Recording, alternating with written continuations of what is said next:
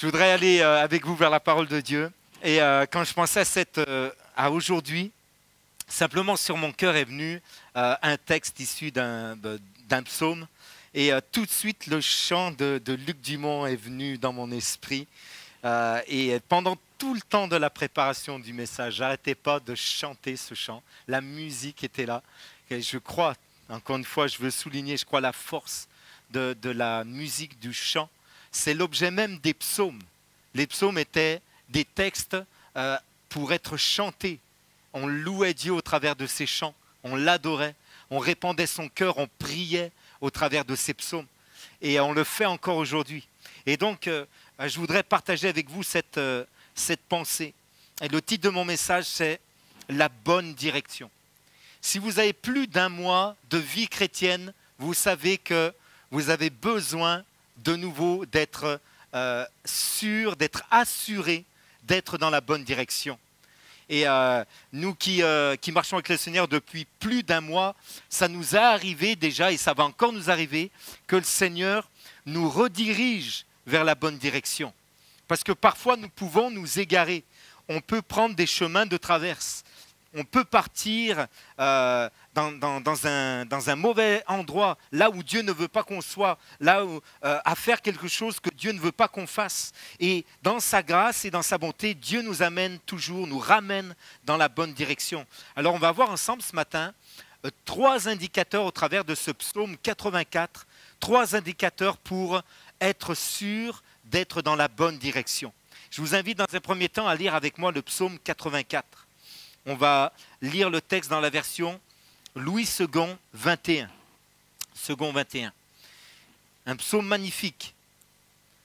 Psaume 84. Au chef de chœur sur la guitare de Jérémie. C'est comme ça que ça se passait, sur la guitite. Psaume des descendants de Corée. Combien tes résidences sont aimées, Éternel, Maître de l'univers. Mon âme soupire et même languit après les parvis de l'Éternel. Tout mon être pousse des cris de joie vers le Dieu vivant. Même le moineau trouve une maison et l'hirondelle un nid où elle dépose ses petits. Moi je soupire après tes autels, Éternel, Maître de l'univers, mon roi et mon Dieu. Heureux ceux qui habitent dans ta maison, ils peuvent te célébrer sans cesse. Heureux ceux qui trouvent leur force en toi, ou alors heureux ceux qui placent en toi leur appui. Ils trouvent dans leur cœur des chemins tout tracés. Lorsqu'ils traversent la vallée des pleurs, ils la transforment en un lieu plein de sources. Et la pluie la couvre aussi de bénédictions. Leur force augmente pendant la marche, et ils se présentent devant Dieu à Sion. Éternel Dieu de l'univers, écoute ma prière, prête l'oreille Dieu de Jacob. Toi qui es notre bouclier, vois, ô Dieu, regarde le visage de celui que tu as désigné par onction. Mieux vaut un jour dans tes parvis que 1000 ailleurs. Je préfère me tenir sur le seuil de la maison de mon Dieu plutôt que d'habiter sous les tentes de la méchanceté ou les tentes des méchants. Car l'Éternel Dieu est un soleil et un bouclier. L'Éternel donne la grâce et la gloire. Il ne refuse aucun bien à ceux qui marchent dans l'intégrité. Éternel, Maître de l'univers, heureux l'homme qui se confie en toi. Amen. Quel psaume magnifique et quels chants magnifiques sont tirés de ce psaume. Je voudrais donc ce matin comprendre, vous partager et comprendre avec vous les 3 éléments qui nous font dire que nous sommes dans la direction que Dieu a pour nous. Tout d'abord, un détail peut-être que j'y reviendrai, si Dieu le dépose encore sur mon cœur, j'y reviendrai peut-être la semaine prochaine. Mais ce psaume est donc tiré des fils de Corée. Et lorsque on est lecteur de la Bible, quand on parle de Corée, on se souvient de la révolte de Corée. Les ancêtres, le Corée donc, était un homme contemporain de Moïse et de Aaron. Et après que le peuple d'Israël ait été sorti par la puissance de Dieu, était délivré de l'esclavage des Égyptiens, alors que Dieu avait donné à son peuple les rituels de la loi, que ce soit pour le service de Dieu, dans l'adoration, également pour ce qu'on appelle les sacrifices. La sacrificature, c'est quoi? C'est comment on s'approchait de Dieu, soit pour demander pardon, recevoir une grâce de Dieu à cause d'un péché, ou alors pour apporter une adoration avec un sacrifice. Il y avait toutes sortes de lois et de rituels. Et Dieu avait mis à part pour cela la famille de Aaron. Aaron et sa famille étaient dédiés à la sacrificature. Donc, c'est ce qu'on appelle des sacrificateurs. C'est eux qui faisaient pour le peuple l'expiation des péchés ou les sacrifices d'adoration. Et les Lévites étaient issus des tribus d'Israël et étaient composés pour rassembler, pour servir dans le temple, entretenir le temple et également pour être des adorateurs et donc des chantres également dans le temple ou dans le tabernacle ou dans le temple. Et Corée a voulu dépasser l'appel que Dieu avait pour lui. Et il a commencé à envier la sacrificature, l'appel de Aaron et de sa famille. Il a voulu aussi apporter des sacrifices alors que Dieu ne l'appelait pas à ça. Et la réponse était terrible. Vous la lirez dans Nombre au chapitre 16. Il y a eu un jugement de Dieu. Corée et 250 hommes qui l'ont suivi, des hommes rebelles, ont perdu la vie parce qu'ils se sont rebellés contre ce que Dieu avait institué. Mais ce qui nous intéresse, c'est que 7 générations plus tard, on commence à retrouver les descendants de Corée qui retrouvent leur appel, qui entrent de nouveau dans l'appel que Dieu avait destiné pour cette famille. Et c'est ainsi qu'on trouve les psaumes de Corée, les psaumes, des descendants de Corée. C'est cette famille qui a vécu un drame, ses descendants se sont retrouvés donc dans une restauration. Et c'est la bonne nouvelle. La première bonne nouvelle que je veux partager avec vous ce matin, c'est celle-ci. C'est que la grâce de Dieu rend toute chose possible à nouveau. Peut-être que vous êtes trouvé dans un moment où vous avez été dans un endroit restreint. Peut-être que l'héritage familial, peut-être que vous avez hérité de situations difficiles, ou vous confrontez des situations compliquées. Peut-être que vous avez fauté, vous avez été repris par le Seigneur. Mais Dieu est celui qui va restaurer toujours l'appel dans nos cœurs et dans nos vies. Quelqu'un devrait dire Amen à ça si vous êtes d'accord. Dieu l'a fait pour la famille de Corée. Et on voit les descendants de Corée qui sont de nouveau des adorateurs. La grâce de Dieu rend de nouveau toutes choses possibles. Et c'est cette première bonne nouvelle. Et ils ont été ramenés dans le chemin que Dieu avait pour eux. L'héritage familial, l'histoire, la rébellion avait égaré cette famille de son appel, mais Dieu les a ramenés dans la bonne direction. Et je crois que Dieu veut nous ramener, encore une fois, je le dis, il veut nous ramener dans la bonne direction. Au travers de ce psaume, on va donc voir 3 éléments qui sont des indicateurs qu'on est dans la bonne direction. Premièrement, je suis dans la bonne direction lorsque je discerne la voix de Dieu. C'est sûr qu'il y a eu ce moment où les fils de Corée ont fait silence et ont entendu la voix de Dieu qui les a appelés de nouveau à reprendre le service. Et on peut avoir commis des erreurs, on peut avoir péché contre Dieu. Mais ce qui va commencer à nous ramener dans le chemin que Dieu a pour nous, dans la bonne direction, c'est lorsque je suis de nouveau capable d'entendre la voix de Dieu. Et Dieu a quelque chose à nous dire, quelles que soient les situations que l'on traverse, quelles que soient les difficultés, les luttes, les chutes peut-être même qu'on a commises. Nous avons besoin d'entendre de nouveau la voix de Dieu. Peut-être que tu es dans un brouhaha. Peut-être que beaucoup de gens te parlent. Beaucoup de gens te conseillent. Peut-être que tes pensées partent dans tous les sens. Tu es comme à un croisement où il y a beaucoup de chemins devant toi. Mais aucun ne ressort vraiment du lot. C'est difficile de retrouver la bonne direction. Il faut, pour de nouveau reprendre le bon chemin, la voie que Dieu a tracée pour nous, je crois qu'il faut aller chercher ce que Dieu a à nous dire, l'appel de Dieu pour notre vie. Les fils de Corée l'ont fait. David, le roi David l'a fait aussi. Je lis juste pour vous dans 2 Samuel 5, versets 22 à 24. Une situation qui nous montre que David avait l'habitude d'aller chercher la voix de Dieu, d'aller tendre l'oreille vers le Seigneur. Cette situation est la suivante. Les Philistins montèrent de nouveau pour attaquer et se déployèrent dans la vallée de Réphaïm. David consulta l'Éternel et l'Éternel dit « Tu ne monteras pas, contourne-les par derrière et tu arriveras sur eux vis-à-vis des mûriers.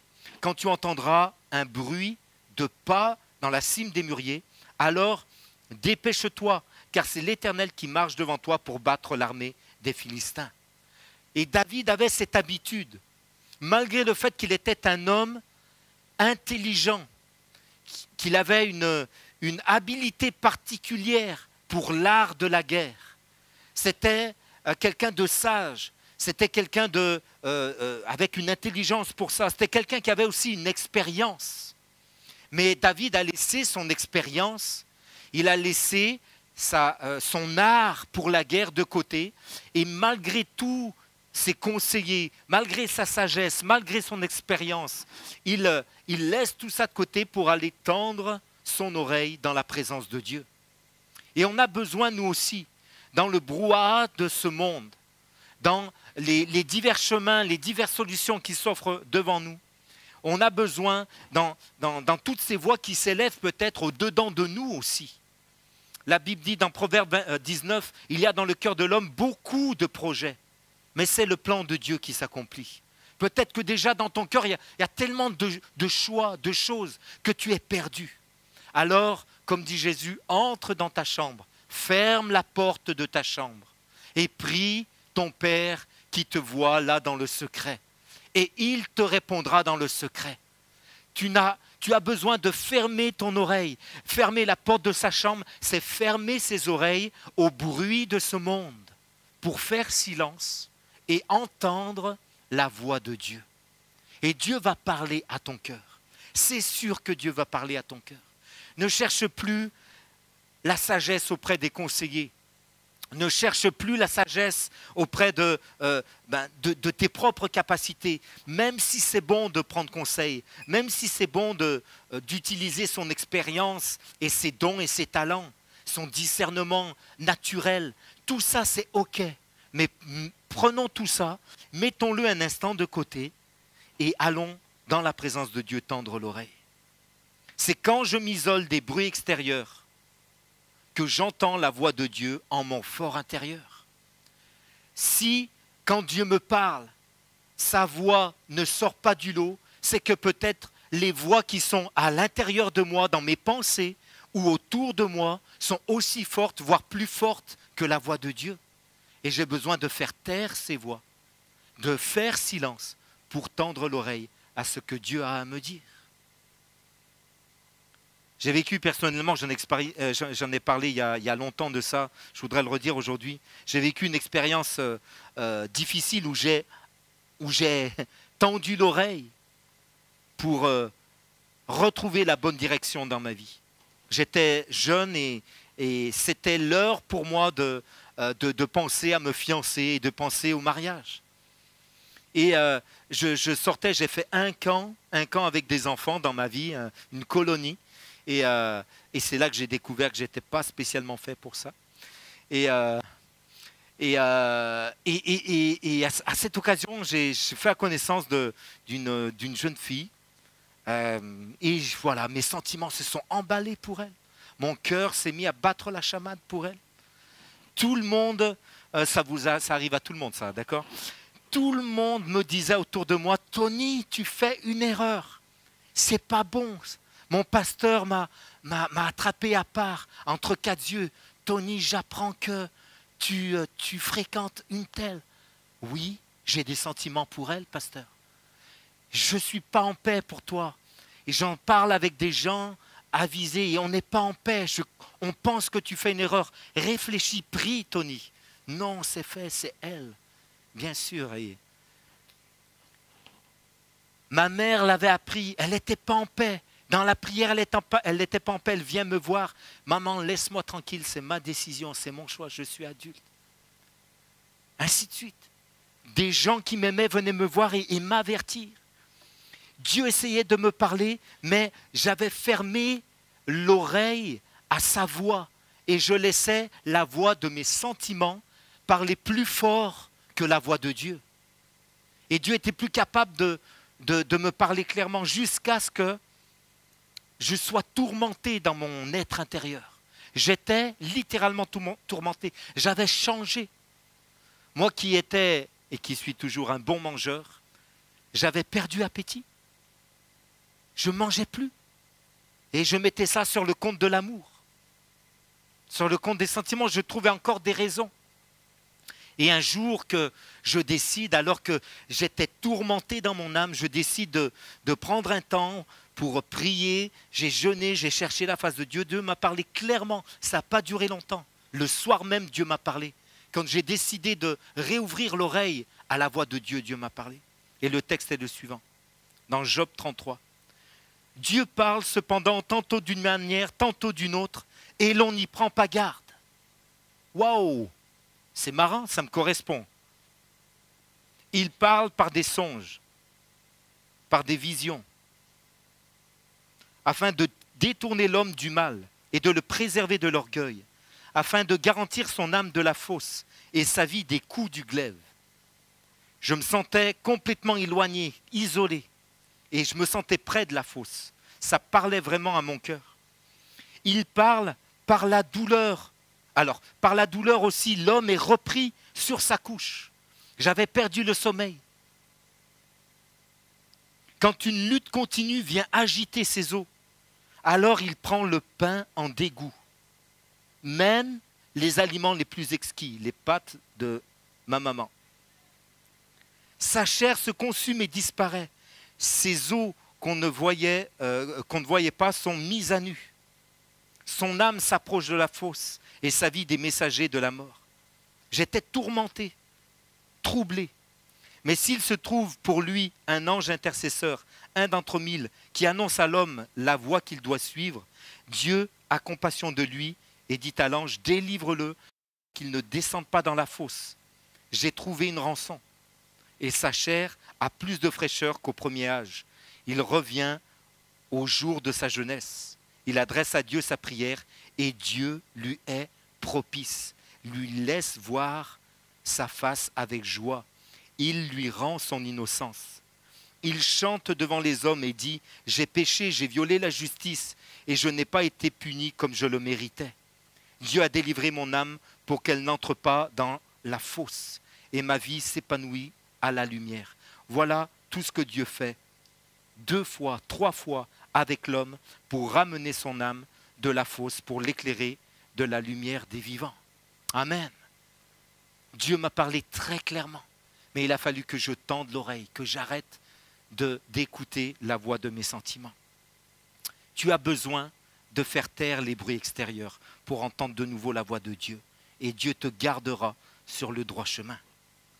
Deuxièmement, je sais que je suis dans la bonne direction quand je suis transformé par l'épreuve. Le psaume nous dit, lorsqu'il traverse la vallée des pleurs, il la transforme en un lieu plein de sources et la pluie la couvre aussi de bénédictions. Notez bien ceci ici dans ce texte. Ce n'est pas Dieu qui va transformer le désert en bénédiction. C'est vous qui allez transformer votre désert en bénédiction. C'est très important ce détail. Parce que souvent on prie que Dieu change les choses autour de nous. Mais Dieu a permis des épreuves pour changer notre cœur. Et c'est quand je laisse l'épreuve transformer mon cœur que je vais pouvoir transformer mes pleurs en cris de joie. Dieu ne va pas tout à coup changer mes sentiments ou changer les personnes à côté de moi ou changer la difficulté que je peux éprouver au travail ou avec un enfant ou en université, où que ce soit. Dieu ne va pas changer mes circonstances, il va changer mon cœur pour que je traverse mon désert et que ce désert se transforme en un lieu plein de sources. Quelqu'un devrait dire Amen à cette parole ce matin aussi. Dans Pierre, l'apôtre 1 Pierre, le premier livre de Pierre, il nous est dit ceci. À vous qui, par la puissance de Dieu, êtes gardés par la foi, pour le salut, prêts à être révélés dans les derniers temps. Voilà ce qui fait votre joie, c'est que vous allez être gardés en Dieu pour les derniers temps. Mais maintenant, puisqu'il le faut, vous allez être attristés pour un peu de temps par diverses épreuves, afin que l'épreuve de votre foi, qui est plus précieuse que l'or périssable, ait pour résultat la louange, la gloire et l'honneur lorsque Jésus-Christ apparaîtra. L'apôtre Jacques nous dit ceci, mes frères, regardez comme un sujet de joie complète les diverses épreuves auxquelles vous pouvez être exposés, sachant que l'épreuve de votre foi produit la patience. Mais il faut que la patience accomplisse parfaitement son œuvre, afin que vous soyez parfaits et accomplis sans faillir en rien. Il faut que l'épreuve fasse son travail en toi.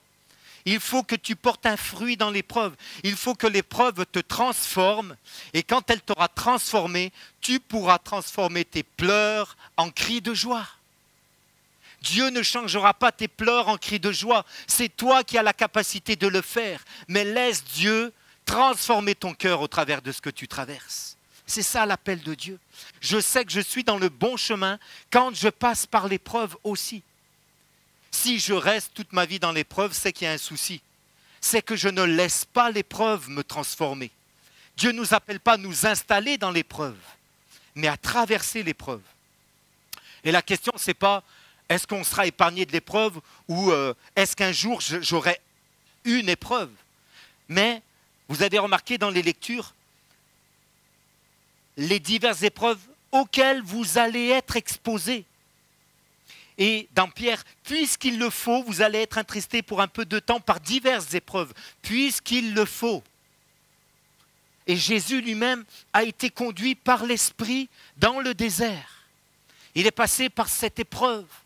Si le Christ lui-même a dû être conduit dans le désert pour sortir vainqueur, nous aussi, nous devons passer par nos déserts. Et le but de Dieu, c'est qu'on ressorte meilleur du désert, transformé par sa grâce. Lorsque je traverse le désert, et David le disait clairement dans le psaume 23, quand je marche, lorsque je marche dans la vallée de l'ombre de la mort, je ne crains aucun mal. Il ne se dit pas est-ce que je vais y passer, ou il ne se dit pas non plus c'est pas normal que je passe par là.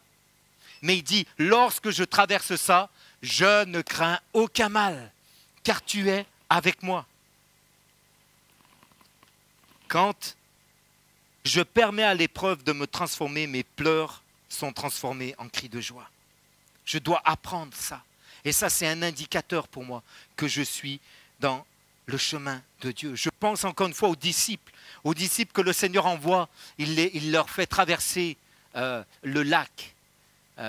Ils restent d'un bord du lac pour prier, c'est la nuit tombe, les disciples sont partis, c'était une mer d'huile, et voilà qu'en plein milieu de la nuit, il y a une tempête qui se lève, les vagues sont prêtes de submerger, ils ont peur pour leur vie, ils pensent qu'ils vont mourir. Ça nous arrive tellement de fois d'être conduits, d'entendre le Seigneur nous envoyer quelque part, nous dire voilà les études, je t'ouvre le chemin, je t'ouvre, tu réussis ton concours, ça marche pour toi. Et lorsqu'on est en pleine étude, il faut travailler pour réussir. C'est pas normal si Dieu nous envoie, s'il nous a ouvert la porte, c'est que... Non, c'est une blague, ça va. Dieu peut-être nous ouvre la porte pour un travail, on passe un concours, on est plusieurs, c'est nous qui recevons le poste, on est bénis, on est là, on rentre et il y a des difficultés avec les collègues au travail. Le relationnel est tendu, le chef nous met la pression ou je ne sais pas quoi, c'est difficile. Mais Seigneur, tu m'as envoyé, c'est toi qui as ouvert la route. Comment ça se fait que c'est difficile? Et là, Jésus arrive, marchant sur les eaux et calmant la tempête qui agite notre cœur. Amen. Ça, c'est ce que Dieu fait. Et les disciples ont eu une autre révélation lorsque ça s'est passé pour eux. Tu vas avoir une autre révélation de Dieu en traversant ton épreuve. C'est sûr et certain, ça va changer ton cœur, ça va changer ta relation avec Dieu. Troisièmement, je sais que je suis dans la bonne direction quand je marche en communion avec Dieu. Quand je marche dans la présence de Dieu. Ésaïe, verset 40, d'abord le psaume qu'on a lu nous dit ceci, « Leur force augmente pendant la marche et ils se présentent devant Dieu à Sion. » Heureux l'homme qui place en toi son appui. Ils trouvent, heureux les hommes qui placent en toi leur appui, ils trouvent dans leur cœur des chemins tout tracés. Et s'ils traversent la vallée des larmes, ils la transforment en un lieu plein de sources. Leur force augmente pendant la marche et ils se présentent devant Dieu à Sion. Leur force augmente pendant la marche. Qu'est-ce que j'aime cette expression? Clairement, peut-être quelques-uns, beaucoup d'entre vous n'étiez pas là, mais lorsque je suis arrivé en 2011 ici, c'est une parole que Dieu m'avait donnée clairement pour l'Église.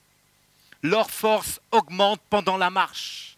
Et la parole était la suivante, ne nous arrêtons pas de marcher parce que Dieu va renouveler nos forces pendant la marche. Est-ce que tu peux dire à ton voisin gentiment, ne t'arrête pas de marcher parce que Dieu renouvelle tes forces pendant la marche. Amen. Encouragez-vous. Ne t'arrête pas. C'est difficile, c'est le désert, mais ne t'arrête pas. Nous, physiquement, on a besoin de s'arrêter pour se reposer. D'accord? Mais la loi spirituelle, c'est pas ça. Le repos de Dieu, c'est quand je marche. Le repos de Dieu, c'est quand je suis en communion avec lui. Amen. Les disciples d'Emmaüs marchaient avec le Seigneur, mais ils n'étaient plus en communion avec lui. Leurs yeux étaient empêchés de le voir. Mais lorsque Jésus a rompu le pain, leurs yeux se sont ouverts. Ils ont retrouvé la communion. C'était le Seigneur. Et là, tout à coup, la joie est revenue sur leur visage. Quand tu es en communion avec Dieu, tu continues de marcher et Dieu renouvelle tes forces pendant la marche. Alors, ce n'est pas possible que tu t'arrêtes. Si tu penses que tu as besoin de t'arrêter, de marcher avec Dieu pour te reposer, c'est que tu n'as pas compris la logique spirituelle. Continue ta communion avec Dieu, ne t'arrête pas. Si pour toi c'est fatigant de prier, si pour toi c'est fatigant de louer, si pour toi c'est fatigant de servir Dieu ou de servir ton prochain, il y a un problème. Parce que quand tu aimes Dieu et quand tu aimes ton prochain, que tu sers Dieu, que tu sers ton prochain, Dieu renouvelle tes forces. Ça veut dire, si tu t'épuises en faisant ça, ça veut dire que tu le fais sans la communion avec Dieu. Là, c'est l'épuisement. Mais si tu fais ça avec la communion avec Dieu, Dieu renouvelle tes forces. Et tu n'as même pas envie de t'arrêter. Tu as juste envie de continuer. Finalement, je pense que c'est le manque d'ambition spirituelle qui nous conduit à l'épuisement. Tandis que l'ambition spirituelle produit le renouvellement. Quelqu'un devrait dire amen à ça, s'il vous plaît. Je me suis levé à 3 heures pour trouver ça.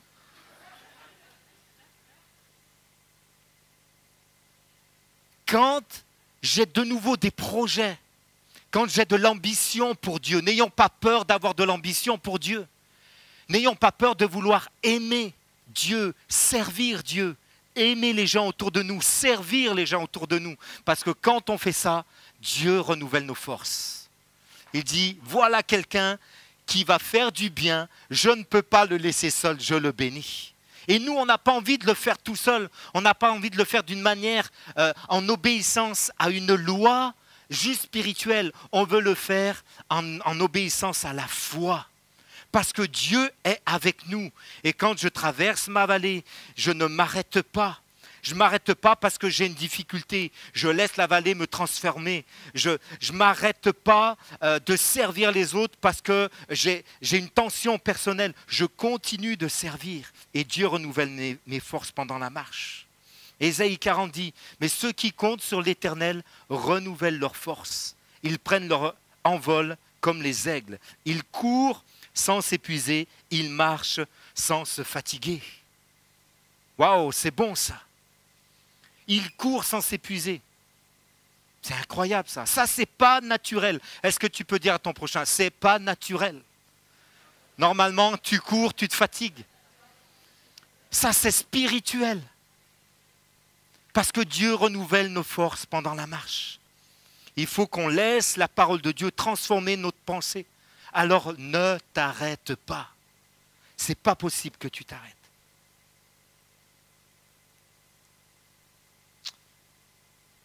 Je retrouve la bonne direction quand je mets le GPS divin. Maintenant, on ne sait plus aller quelque part sans mettre le GPS. Hein. Moi, le premier. Hein. Et on s'est trompé. Lundi, on est monté en pastoral avec Richard. Et je mets Waze automatiquement. Je mets l'adresse Waze. Et puis Waze me dit de prendre une route bizarre. Je dis, mais ça ne va pas là, je n'ai pas mis la bonne adresse. Je vérifie, c'est la bonne adresse. Mais ce n'est pas le chemin normal. Donc, qu'est-ce qu'on fait? Comme on est plus intelligent que Waze, on prend le chemin normal. Et puis, à chaque fois, Waze nous dit, non, non, ailleurs, prends par là. Et nous, non, non, c'est par ici. Attends, je t'explique. Je connais la route mieux que toi quand même. Ben, pourquoi tu fais appel à moi alors? C'est une discussion entre Waze et moi. Ben, je ne sais pas, c'est pour me rassurer, mais je connais le chemin. D'accord? Et puis, on prend le chemin ordinaire. Et puis, malheureusement, il y avait un accident sur l'autoroute et on a perdu une heure dans les bouchons. Bon, ça, on n'a pas perdu, on a discuté. Les pasteurs, ça parle beaucoup. Mais oui, il fallait écouter le GPS. Pourquoi tu n'as pas suivi le GPS? Et dans notre marche avec le Seigneur, c'est pareil. Il y a des moments où on ne voit pas où Dieu veut nous conduire. Et on dit au Seigneur, mais c'est pas par là. Seigneur, je te prie, mais écoute-moi, je connais le chemin. C'est comme ça, c'est par là qu'il faut passer. D'accord? Seigneur, suis-moi. Et Dieu dit, non, c'est pas par là. Tu vas perdre ton temps, tu vas t'épuiser, tu vas rencontrer des difficultés. Je veux te les éviter, viens. Mais nous, comme on a d'autres voix qui nous disent, à l'intérieur ou à l'extérieur, non, c'est par là le bon chemin, on n'écoute plus la voix du Seigneur. On n'écoute plus le GPS. Et parfois, quand on regarde ce que Dieu, par où Dieu nous fait passer, il se dessine quelque chose de beau. Ce qu'il y a de beau avec le Seigneur, c'est que lui, il a une vue quand même un peu plus haute que la nôtre. Hein. Nous, on voit le bout du chemin à peine là, mais il faut qu'on avance pour voir la suite. Hein. Mais lui, le Seigneur, il voit le parcours dans sa globalité. Il voit par où on va passer pour chacune de nos vies dans sa globalité. Et c'est un peu comme cette carte de France. Alors ça, c'est une application, je ne sais pas laquelle c'est, mais peu importe. Un coureur qui a programmé un parcours et il a suivi son GPS. Et au fur et à mesure qu'il marchait, il voyait se dessiner sur sa montre connectée l'hexagone qu'il avait préalablement tracé. Après 7 heures et 33 minutes de marche, en fait, il a parcouru cette distance-là autour de Paris, dans Paris. Et finalement, il a tracé, en marchant, la carte de France. C'est pas mal, hein? C'est beau, hein? En fait, Dieu est en train de dessiner quelque chose pour chacune de nos vies. Et il a préparé un parcours comme celui-là. Je ne sais pas si c'est la carte de France ou autre chose. Il y en a, ça a peut-être la forme d'une guitare ou d'un micro. Pour d'autres, ça peut être une relation avec quelqu'un, avec des amis. Ça peut être un travail, un service, une manière d'être. Dieu dessine quelque chose dans chacune de nos vies. Et nous, on découvre au fur et à mesure. On se retourne, on regarde le chemin parcouru. Et il y a un moment où on va commencer à comprendre. Waouh, mais ce que Dieu fait, c'est trop bon pour moi. Amen. Faisons confiance au Seigneur. Et allons là où il nous dit d'aller. Restons dans le chemin qu'il a tracé pour nous. Et même si ça nous paraît étrange, même si ça paraît difficile, même si on ne comprend pas, continuons, parce que les voies du Seigneur, elles sont parfaites pour nous. Amen. Dieu me conduit dans des chemins que je ne comprends pas toujours, mais il accomplit toujours son plan pour ma vie. Et quand je sors de l'épreuve, je vois alors que ce qu'il fait est parfait pour moi. J'appelle Jérémie, les musiciens. On va terminer ce moment. Je résume. Je suis dans la bonne direction lorsque je discerne la voix de Dieu. Lorsque je suis transformé par l'épreuve. Et lorsque je marche en communion avec Dieu. Si j'ai ces 3 éléments dans ma vie, je sais que je suis dans le bon chemin. Alors combien vont dire au Seigneur, moi je veux tendre l'oreille ce matin. Je veux faire taire les voix qui sont à côté de moi. Je veux faire taire les voix de ma sagesse ou de mes émotions, de mes sentiments. Je veux laisser ta voix prendre le dessus, Seigneur. Combien vont le dire, Seigneur, moi je veux pas refuser ou je veux pas rester tout le temps dans l'épreuve. Je veux traverser cette épreuve en te laissant agir dans mon cœur comme tu l'entends, Seigneur. Je veux traverser cette épreuve. Je veux me laisser transformer. Et je vais transformer ce désert en source d'eau et de bénédiction. Amen. Il y en a peut-être, c'est des déserts relationnels. C'est des tensions, c'est des difficultés. Laisse le Seigneur transformer ton cœur. Ne cherche pas à changer les personnes autour de toi. Et continue de faire confiance au Seigneur. Amen. Je vais marcher en communion avec Dieu. Je veux faire confiance au Seigneur, même si je ne comprends pas. Je veux le laisser m'éclairer. Je ne veux pas continuer de servir sans être en communion avec lui. Je veux que mon service, je veux que ma marche chrétienne, ce soit une marche authentique où Dieu est en communion avec moi. Amen. Est-ce qu'on peut se lever ensemble? On va reprendre ce chant de Jérémie. Mon âme s'écrie, Dieu, tu es ma force, ma sécurité, tu es mon espoir, Dieu, tu es ma paix, mon chant de victoire, mon puissant rocher, Dieu, tu es.